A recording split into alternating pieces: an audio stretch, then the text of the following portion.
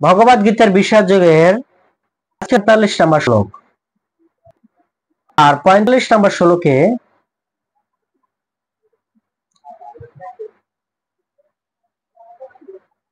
বেদের 3 গুণ বিষয়ে আলোচনা করা হয়েছে। তা ভগবান সেই অর্জুনকে বলছেন এই ত্রিগুণের ঊর্ধ্বে যেতে হবে আমাকে জানতে গেলে। সেই কথায় আমরা আজকে দেখতে পারবো ভগবান কৃষ্ণ কি বললেন অর্জুনকে। তো চলুন আমরা 45 নম্বর শ্লোক শ্রবণ করি।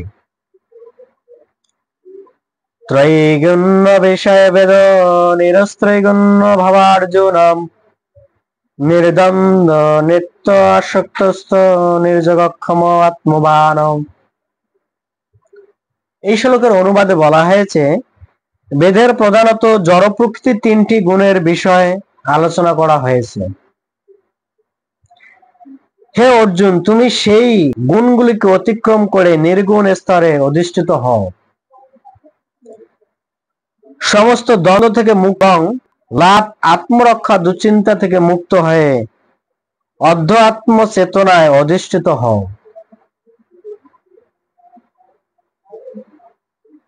কত সুন্দর কথা বলছেন এখানে। বেদের 3 গুণ, যারা বেদ পড়েন তারা 3 গুণকেই প্রাধান্য দেন, সত্য রজ তম। এই 3 গুণে হচ্ছে জগতের মূল আধার। আমরা দেখতে পারি এই 3 গুণের মধ্যে আমরা আবদ্ধ। তো সুন্দর একটা কাহিনী আছেন, কাহিনীটা হচ্ছেন ভক্তি সিদ্ধান্ত সরস্বতী প্রভুপাদের উপাখ্যান উপদেশ থেকে কাহিনী। কাহিনীটা হচ্ছেন এক গ্রাম্য লোকের। তো এক গ্রাম্য লোক 3টি ইংরেজি শিখেছেন, 3টি। সেটা হচ্ছে কি ইয়েস নো ভেরি গুড, কিন্তু সে এই 3টা ইংরেজির মানে জানে না, বা কখন কোন জায়গায় প্রয়োগ করতে হবে সেটাও সে জানে না। গ্রামের সরল মানুষ সে। তো এক সময় কিছু দুষ্কৃতী লোক এক ব্যক্তিকে হত্যা করে পুলিশের তাড়া খেয়ে তারা পালিয়ে যাচ্ছেন।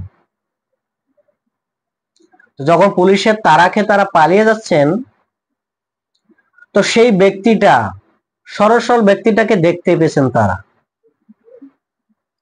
এবং সেই সন্ত্রাসী ব্যক্তিরা কি করেছেন, সঙ্গে সঙ্গে পোশাক ত্যাগ করে তাদের যে পোশাক সেটা সেই পোশাক কি করেছেন সেই গ্রামের সরল ব্যক্তিটাকে তারা দিয়ে দিয়েছেন, এবং তাকে বলছেন তুমি এগুলো পরে এসো তাড়াতাড়ি। তো পরে এসেছেন, আর এদিকে তো পুলিশ দেখেছেন, কি দেখেছেন যে তা সেই সন্ত্রাসী কোন পোশাকে দৌড়েছেন। তো গ্রামের সরল ব্যক্তিটা যখন সেই পোশাক পরে রাস্তায় হাঁটতেছেন, তখন পুলিশ তাকে মনে করে, তাকে সন্ত্রাসী মনে করে পুলিশ নিয়ে গেছে। যেমন কলিযুগে সেটা হচ্ছে যে আসল চোর সে বেঁচে যায়, যে নকল চোর সে মরে। বর্তমান পৃথিবীর রাজ্য মানে প্রেক্ষাপটটা সেটাই। তো তখন তাকে আদালতে ওঠানো হয়েছে। তো আদালতে ওঠানো হয়ে গেছে, টোটালে উকিল প্রশ্ন করে, না জজ প্রশ্ন করেছেন, কি প্রশ্ন, তুমি কি এই খুন করেছো? আর এদিকে মূর্খ লোকটা মনে মনে ভাবতেছে আমি যদি ইংরেজি বলতে পারি আমাকে কি সাহেব হিসেবে ছেড়ে দেবেন। তার মূর্খামি জ্ঞান।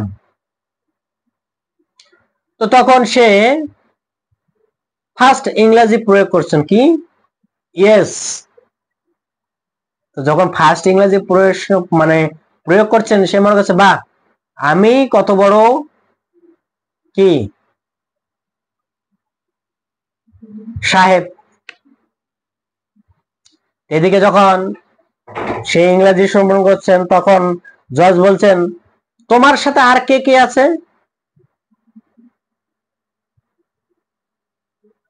তখন সে ব্যক্তিটা বলছেন নো।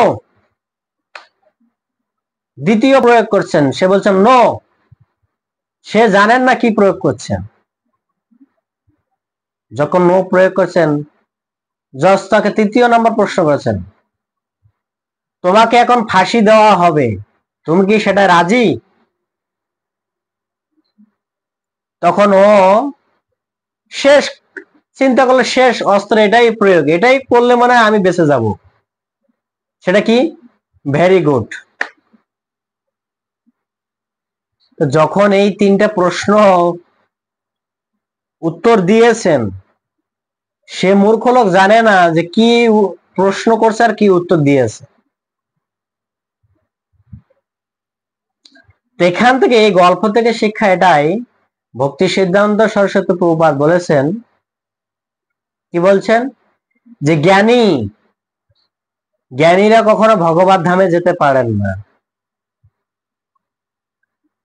আর জ্ঞানী কামী এরা কখনো ভগবানকে লাভ করতে পারেন না। আজকে যে আলোচনা করেছেন 45 নম্বর শ্লোক, 45 নম্বর শ্লোক কি বলছেন, যদি ভগবানকে জানতে হয় তাহলে নির্গুণ স্তরে যাওয়া উচিত। এখন আমাদের নির্গুণ স্তরে যাব কিভাবে, সেটাই তো প্রশ্ন। নির্গুণ স্তরটা তো এত সহজ না। সহজ কি করে সম্ভব?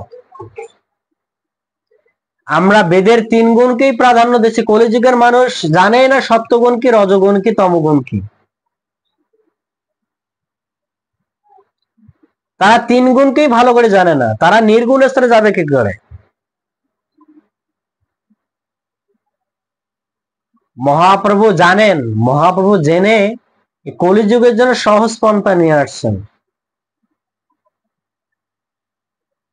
ভগবান কৃষ্ণ 5500 বছর আগে গীতার গান দিয়ে গেছেন, কিন্তু ভগবান চিন্তা করলেন গোলক বৃন্দাবনে বসে, আরে গীতার জ্ঞান তো দিলাম, কিন্তু তো কলি প্রয়োগ তো আর হচ্ছে না।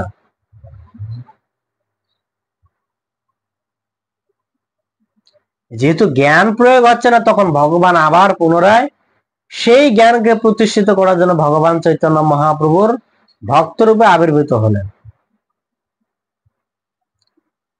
তিনি জ্ঞান দিয়ে ক্ষান্ত হননি, তিনি জগৎকে এসে আচরণ করে শিখিয়ে দিয়েছেন। সনাতন ধর্মটা হচ্ছে অনেক কি সহজ সুদুর্লভ, কিন্তু অন্যান্য ধর্ম করে কখনো ভগবানকে লাভ করা যায় না, বরং সেটা থেকে কি সামাজিকত নৈতিকতাটাই তারা ভুলে গেছে। শুদ্ধ ভক্তির স্তরে তো পরের কথা, এই জগতের সামাজিক নৈতিকতা যে বিষয় আছে, সেই বিষয়গুলি নেই। শুদ্ধ ভক্তির স্তর অনেক কঠিন। এই জন্য এখানে যে অর্জুনকে কথা বললেন ভগবান, কেন বললেন, হে অর্জুন নির্গুণ স্তরে আসো, সমস্ত দ্বন্দ্ব থেকে মুক্ত হও, কি আত্মরক্ষা দুশ্চিন্তা থেকে মুক্ত হও, অর্ধ আত্মা চেতনায় অধিষ্ঠিত হও। অর্ধ আত্মা চেতনা মানে কি, আমি দেহ না, আমি আত্মা। বিষকিকায় কৃষ্ণ যদি রাখে, সেই উপর বিশ্বাস রাখতে হবে, তাহলে আমি থাকবো।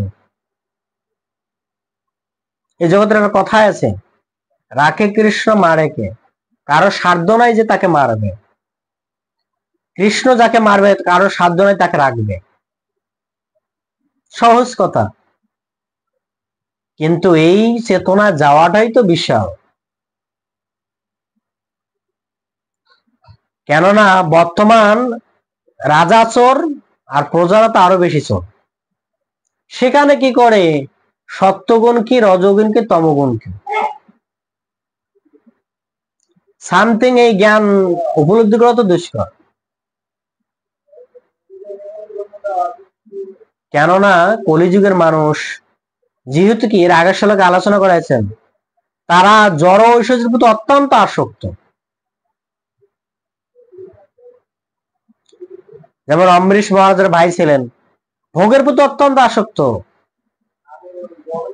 সে ভগবত ভক্তি যাপন করবে কখন?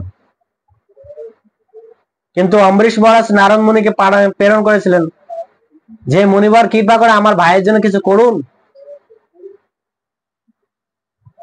দেবর্ষী নারদ বৈষ্ণব মানুষ, করুণা করে গিয়েছেন, আর নারদ মুনিকে দেখে একদম চেত্তা ফায়ার। বর্তমান কলেজে ঠিক তাই, সাধু সন্তদের দেখলে তো মানুষ ভয়ে আসে না কাছে, তারা পালিয়ে বেড়ায়।